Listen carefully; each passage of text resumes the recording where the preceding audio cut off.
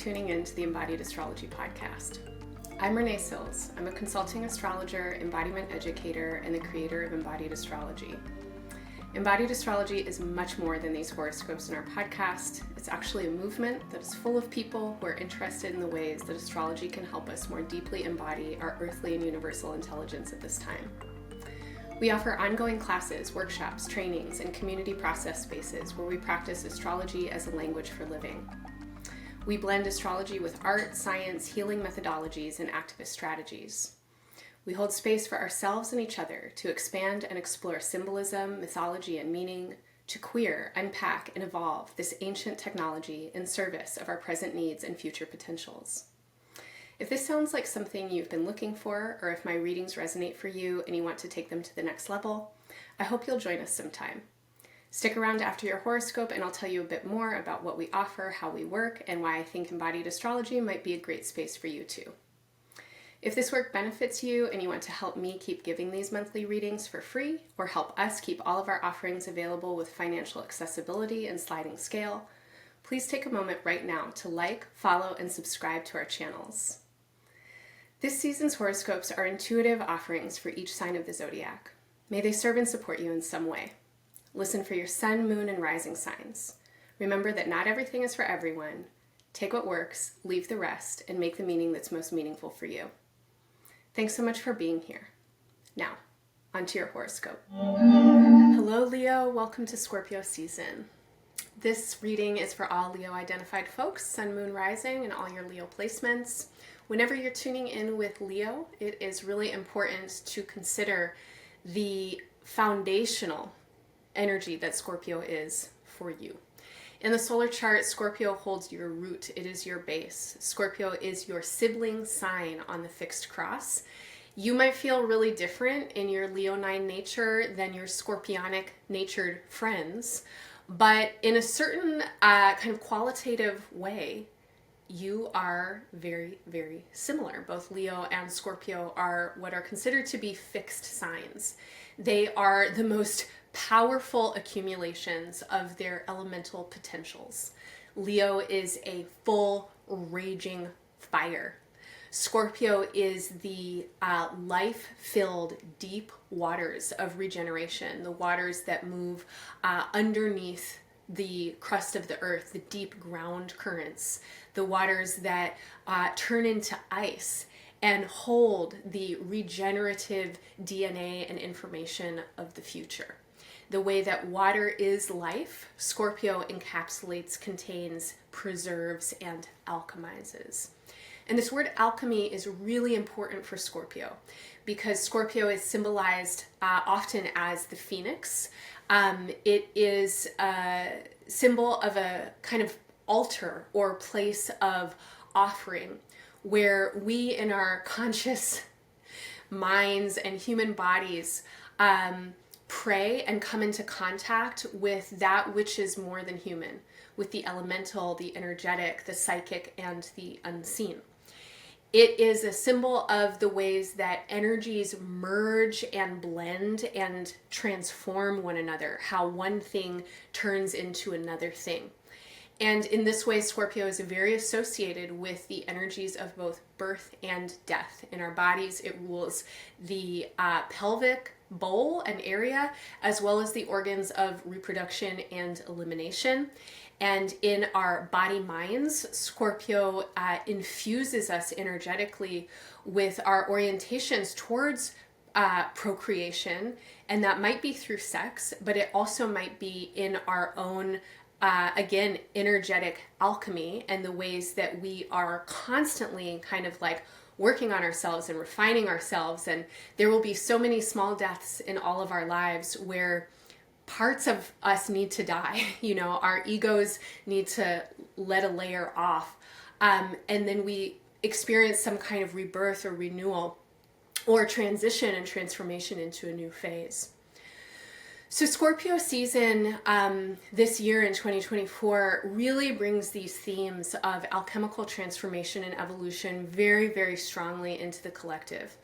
And for Leo pride out there, Leos are really working to embody and anchor and root into alchemical evolutionary energy. And what this means is what does not serve you, what does not work for you, what is taking up residence in your body mind in ways that are not helpful for this lifetime and what you're trying to do, have to get shed. This is a period of time that is really asking you to put a period at the end of a sentence and close the chapter or even close the book. There might be clear conscious recognitions that are coming up for a lot of you, particularly when it comes to emotional and psychological patterning and the ways that you get entangled or enmeshed with other people. There are patterns.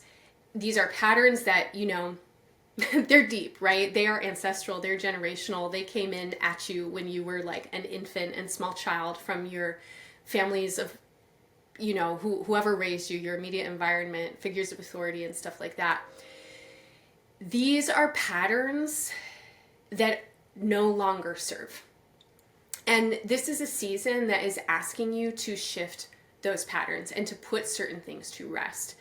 Now, in a gross exterior, kind of not necessarily superficial, but like the gross way, not like disgusting, but gross as an opposite to subtle. Some of you might be breaking up. You know, there's definitely a feeling right now of a lot of Leos being like, I am done. Bye-bye.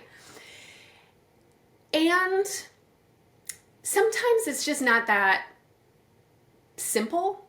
There may be parts of a relationship that you need to break up with. There may be contracts that you made in a relationship X amount of years ago that need to be burnt entirely so that new contracts can get written. There may be parts of yourself that need to be put to rest, and the relationships that you're in then have to recalibrate. And it is yet to be seen if the people who you're relating with can meet you in this new way. And so it might not be that you are really clearly ready to break up, you know, like over and done with, but you might be very clearly aware of what doesn't work for you. And you may be enacting and embodying new ways of being that then put ending cycles or transformation cycles into motion. They're already in motion, but it's like the wheel is spinning a little bit faster as you take up space and like occupy this internal recognition that feels like it's coming in strong. I want to encourage you to not be hasty over the course of not just Scorpio season. It's like probably this whole year, maybe for some of you into next year, like it's like, there's so much tension, you know, in your chart because you have to change the way that you're relating. But changes take time and they happen in layers. And actually what I'm feeling for a lot of you is that this is a season that's asking you to come deeper in and attend to the subtle layers more, with more focus than to the gross layers. So from now until next year, until the first couple of months of next year, I highly advise you to work the energy that you have for change in your own body mind first and foremost. And then if it ripples out into dynamics with other people where conversations and actual adjustments need to happen, and it probably will, great. But that's not where you're starting. If you start there, you are going to make a mess and then you're going to feel bad because you later have a recognition that you didn't do your internal work. And then it's like you don't really get the chance to sequence it out and to learn through this experience. So from now, I'm going to say through next March, April, maybe even into May, slow and steady wins the race. And when you really work your own stuff, you become really powerful. And your relationships then are up-leveled implicitly. They can't not be up-leveled. And some of that might include they can't continue in their current form, but that's not what we're focused on right now. That is going to happen organically at its right timing. Right now, what we're looking at is what's happening inside. And Scorpio, for everybody, and especially for Leo, is a very, very deep, very personal, very core kind of energy. And so over the course of Scorpio season, I really want to encourage all of you to bring attention to the parts of your body where Scorpio dwells. In the pelvis, pelvic region, pelvic bowl, in your genitals, in your anus and your tailbone. And if I said anus and you went, ah! And you like had to like, ooh, then that's actually like an underscore for you that you should pay attention to your butthole, because that's where Scorpio lives. And human beings, like many mammals, when we get scared, we tuck our tails. And clenching around the pelvic floor shuts down our spinal column, and it blocks Kundalini. It blocks life force from moving from the earth through the central channel into the heart, into the mind. It blocks us down from our creativity and our best discernment and our heart forwardness. And especially for Leo, it is so important that you are heartful and heart forward. And you cannot be fully in your heart and forward with your love if you are scared and clenching your asshole, if you're being a tight ass. And Leo turns into a tight ass when you get really convinced about what way it's supposed to be. And how others should be behaving, and it's very clear that they're not. And you could teach them a thing or two. That is where you turn into a tight ass. When you relax into your gorgeous, brilliant self, when you do things that Leo really needs to do, like dancing and moving your hips and shaking your ass and like being in your embodied intelligence and flow and joy, you're not so concerned about whether or not other people are meeting your perceptions or your expectations of what they should or shouldn't be. You are dancing. You are happy in your own energy. You are enjoying the ride. And that's actually where we need you. And we need you dancing with yourself deeply in Scorpio season so that you can attend to the ways that, let's not talk about like a dance, like ballroom dance, or a dance that has steps. Let's think about like you're in the club, it's dark, you got a spot at the back, you have your drink, non-alcoholic, alcoholic as you choose. You're like so into the music, you're closing your eyes and you're just feeling your own rhythm. And in this kind of dancing with yourself, you're getting curious about how things feel. And you can be like, wow, what's my tailbone doing? How does it feel in my pelvis? What would it feel like if I moved it like that? How about like this? This is the vibe for you in Scorpio season. We need you like feeling yourself in a way that helps you become more conscious of how you are moving. And how you are moving is how you're then relating, right? So if you're moving in a particular way, you can give other dancers on the dance floor all the information that they need for them to know if you want to dance with them, if you don't want to dance with them, if they need to back the fuck up, or if you want them to come closer, if you want to like get in sync with a particular kind of rhythm and mirror each other. It's like, if you feel what's happening in your body, what's coming through your body, mind, and your own energy, if you can be really attuned to what is current inside of you, then you can be a lot more aware and attuned with how you're dancing with other people. And because there's so much emphasis on your relationships changing right now, and a big part of this emphasis is letting go of patterns of control and judgment, particularly you with yourself and then with others. It's like your relationships will change on their own. What you're trying to do with them will happen on its own when you attend exquisitely to yourself. Now, this is true, as I mentioned, for months until the through the first quarter of next year. But this is especially true in Scorpio season. So particularly as we get into November, there's a new moon on November 1st, and this new moon is a moon that would love it if you literally would turn off all the lights, put on your favorite music, and dance with yourself. That would be an amazing way for you to tune in with this full moon, is do something, whatever it is for you, that helps you tap into your alchemical energy, how life energy moves through you. Dancing is such an awesome way to do that. But so is prayer, so is altar practice, so is tarot, so is any kind of art practice. Walks alone in nature, letting yourself sleep in and take time in that space between waking and dreaming, where you can just kind of be like, what am I dreaming? Ooh, I want to like stretch out and lie like this for a while. We need you to be really taking care of your own energy right now. And I know that is easier said than done, because there are 1,010 distractions and stimulations to your nervous system, to everybody's nervous system happening right now. A lot of people are experiencing deep activation around all kinds of things, and it can be very counterintuitive to turn our attention inwards.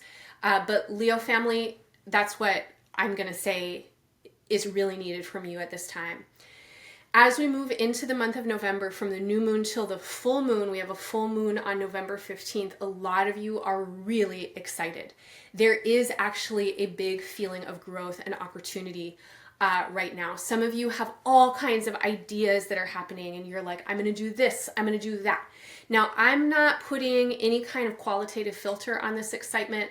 Excitement can also feel like anxiety, urgency, and fear. I'm going to say it's arousal. So you have a lot of energy to do something. And this energy wants to express itself and to manifest, particularly as we move towards the full moon on November 15th, in some kind of public way. There might be a feeling of you want to change something with your job or with your career. There might be some kind of, thing you are trying to put out into the world, and you're like, look at me. There may be decisions that you're making about who you are and what you're doing, that at that time, they feel really strong in your body. And some of you might feel very, very, very, very, very certain. Slow down. We are working with multiple retrogrades. We are working with a lot of outer planetary changes right now. And even until the beginning of 2026, and I said a moment ago, first quarter of 2025, but in all honesty, throughout 2025, a lot is shifting. And you want to be working in ways right now that don't have you putting all of your eggs in one basket, that do not have you in some kind of place where you're building castles in the sky and you're like, that's where I'm going to go. And when I get there, it's going to be perfect and everything is going to work. Because that's not true. That is not the reality. The reality of this time is that there are so many things that are happening that are beyond anybody's control, individual control. The reality of this time is that we are living on a planet that is rapidly changing. There are extreme climate events that are happening with increasing frequency. This is leading to social unrest and a lot of potential creative regeneration. But creative regeneration, as it's happening in our bodies, in our lives, and in our communities, requires us to be able to pivot and adapt and attune to the information that's coming in as it's coming in, so that we can make conscious and skilled choices in the moments that we're getting them. And the best choices that many of us can make, especially over the coming months through the end of the year and into the next few months of 2025, some of the best choices that we can make are to, in some ways, not tune out, but let the outer world get a little quieter so that we can really listen inwards and follow what our hearts and our bodies and our connections to the earth and collective and our higher selves are telling us to move forward. There's so much information happening in the outer world. So many people shouting about what needs to happen yesterday. They're all, they all have their points. But as individuals, our nervous systems are not actually capable of integrating that amount of call to action. And wherever you are, in whatever lifetime you're living, in the exact location where you are, in your particular body, in your social location. That means your race, your gender, your age, your stature. It means the language that you speak. It means the communities that you're a part of. It means what you've practiced your whole life and what you do for work and the skills that you have that you never really knew how to apply and the challenges that you uniquely have worked through. That all has to become the groundwork that you know you're working with right now. That's where you are most effective. You are most effective when you are deeply, profoundly anchored in your own energy. You cannot be out there trying to fix everybody else's problems for them. They are on their own journeys. That doesn't mean you cannot hold their struggling and strife in your heart. That doesn't mean that you cannot allow yourself to feel empathy and compassion. It doesn't mean that you can't share in the struggle or feel where on a collective level your issues and their issues are actually totally entangled and maybe even the same thing. But it's not about them for you in this lifetime. In this lifetime, it's about you. And Scorpio season at the root of your chart is asking you to land in that. And that is what is allowing your relationships to shift. As we move into the foreseeable future, you want new kinds of relationships. You want new kinds of relationship contracts. You want to feel more liberated. You want to feel like your relationships want to take on this new level of intelligence inside of them. You want to feel that where you're putting your time, energy, attention, and resources is lighting you up. It feels like you are connecting in like big and important ways because the people that you're connecting with are also connected. They are connected to their own central channel. They're not trying to fix you. They're not trying to control you. They're trying to show up with their best for this lifetime. And our personal best is always going to be our human best. So we are not here trying to be perfect. We are here trying to awaken to the ways that our ideas of perfection actually keep us limited and stuck. We are here to just tune in as much as we can in these vessels of consciousness that are our bodies, our minds, and our hearts, so that we can do the work that only we can do. And there is this feeling right now of you need to limit yourself, you need to extract yourself from limiting partnerships and relationships. But you need to extract the parts of yourself that may be more subtle than your actual physical presence. So if you've put a whole lot of stock into someone else thinking that you're quote unquote good, that's you giving them all your own power. You have to extract the cords. We have to pull them out of the relationship where your goodness is all entangled in their validation and bring it back into your own center. Only you can validate your own light, Other people can reflect to you all kinds of things, but their reflections have everything to do with their experiences. They're not going to be able to give you a pure reflection of you. You have to be able to sense what's moving through you. This allows your relationships to transform and shift. It allows your contracts to get updated so that your partners and communities and families are coming with an expectation that they are going to be bringing their best and you are going to be bringing your best. And we are here together co-creating circumstances that allow for bodily sovereignty and communal, collective care and intelligence. Okay, so don't be hasty. The last thing I'm going to say to you about this is that there are particular relationships and projects that a lot of you are working on right now. You have these ideas about how something is going to grow, what it's going to turn into in the future. Your ideas might be having a little bit of a slowdown at the moment. Some of you may be feeling a little bummed out, defeated, deflated. Some of you may really recognize that it wasn't the right fit, person, place, thing, whatever. This is an important part of the process. Don't rush it. Things are kind of messy right now, and that's okay. When you, if you're going to like really do a deep clean, you know, of your room or something, it's going to get messy, more messy before it gets more clean. Because you have to pull everything out and like look at it all and sort through it. And a lot of things need to get taken, you know, to Goodwill or whatever, recycled. You know, what do we do with our stuff, right? What do you do with your stuff? So in the context of interpersonal relationships, there are ideas you have about your own growth trajectory, where you want to go with these other people. It's not just you alone. They have their own ideas. They have their own methods. And you might be feeling deflated or defeated, or things might be slowing down right now because there's a recognition that like you have your ideas, they have theirs. You have your way, they have their way. These ways might not actually intersect. They might not be going in the same directions. That's okay. That doesn't mean you won't be met in the desires that you have for your growth in the future.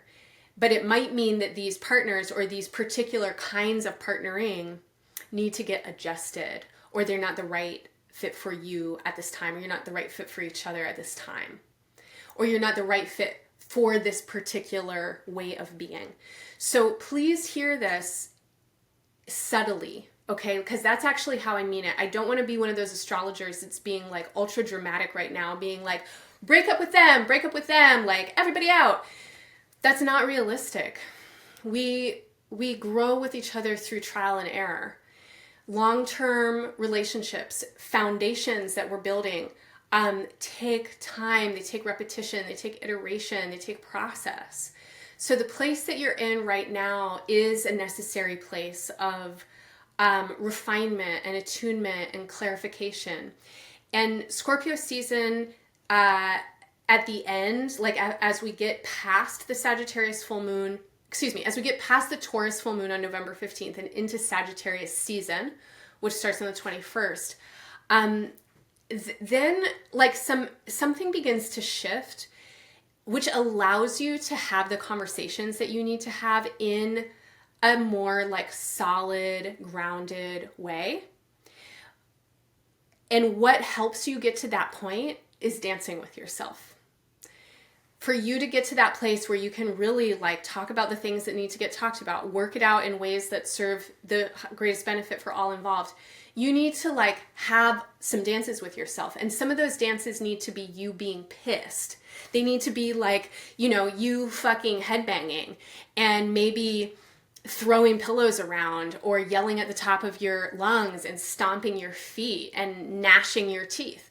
And some of the dances that you do with yourself might need to be you like listening to the most emo music ever and holding yourself and crying and being like, I'm hurt. And some of the dances have to be you with your favorite dance music, you know, like feeling really liberated and going like, I didn't need it anyway, bitch, bye. Like all of your feelings actually are trying to tell you something right now. And they need you to be attending to them, not trying to take a whole bunch of external action right away, but doing the alchemical deep work of transformation, which is what Scorpio brings to the base of the Leo consciousness. Okay, Leo, if any of that resonates for you, please stick around for a couple of minutes. I want to tell you a little bit more about astrology and what embodied astrology is up to. Because I think that some of what we're doing might be a good place for you to come and dance to. Thanks for listening to your Scorpio season reading. If this horoscope resonated for you, please show your support by liking, following, and subscribing, and by sharing our work with your friends and community. These are the #1 ways to support this work and help us grow. If this work benefits you, I also hope you'll consider working more deeply with us at Embodied Astrology. Because we time our classes, workshops, and events with current transits, we're always offering to the present moment, and we are usually right on time. Every month and throughout the seasons, we engage the creative, experimental, and experiential aspects of current astrology. And our work is always given with an ethos of generosity and accessibility. Our classes, workshops, and series are available with scholarships and by sliding scale, and no one is turned away for lack of funds. We do rely on your support and presence to keep us going, though. Please help sustain and support our work by making a one-time or recurring donation, or becoming a member, or sign up for one of our current or upcoming offerings. This season, I hope you'll join me for Somatic Space, which is a class I offer every Monday where we prepare ourselves to work with the astrology of the week ahead through gentle, healing body practices, breathwork, meditation, and visualization. You can drop in once to try it out, or if you become a member, you'll also get access to the past classes video archive and Tea Time, which is a monthly conversation space where we learn and share how astrology is moving through our lives. Both Tea Time and Somatic Space are great ways to get to know me a bit better and for me to get to know you. Our conversations and practices are always rich, vast, and heartfelt, and the connections and community that build in these spaces is so deeply nourishing and incredibly special. In early December of this year, Mars will station retrograde in Leo. Over the course of the following 3 months until next February, Mars will retrocess or retrograde from Leo to Cancer, where it stations direct at the end of next February. Between now and December, the retrograde influence of Mars is increasing as we move through what's called a shadow period. This is when a planet is traveling direct over a zodiacal degree range that will be imminently revisited by its upcoming retrograde. When Mars is retrograde, especially in the signs of Leo and Cancer, we all need to work with our basic instincts and impulses more attentively. These are times when small misunderstandings can escalate quickly into large conflicts, and when anger, aggression, and desires that are unconscious or unprocessed in our individual and collective experiences can surface suddenly and sometimes quite dramatically. These are also times when we can grow immensely and develop our individual and collective strengths, courage, capacities, and what I think of as our deep spiritual will. Ultimately, this is a transit that wants to help us use our power with more consciousness and also up-level our emotional and energetic awareness, especially around areas of conflict, impact, and intent. Sorting through the stuff of conflict is messy work. No matter what the conflict is, there is always more than what's visible on the surface. Since our personal and interpersonal experiences can't get separated from the institutional, environmental, and ideological, it can be profoundly overwhelming and hard to move towards conflict transformation when most of our issues are totally complex and entangled on multiple levels. In order to prepare for this transit, our faculty member, Ramon Parrish, is offering a 3-week series, November 7th through 21st, called Constellations of Conflict. In this series, we'll do the work of investigating the intersections of conflict as they emerge in our individual bodies, interrelationships, shared spaces, and the larger world. Through the lens of astrology, we'll use our natal placements, synastry, and transit timing as guides. We'll explore how current astrology and this Mars retrograde can help us navigate, engage, and skillfully meet this time of profound conflict and transformation here on Earth. This Scorpio season features a grand trine between the Sun in Scorpio, Mars in Cancer, and Saturn and Neptune in Pisces. This season, more than most, is a time of deep water and intense feelings.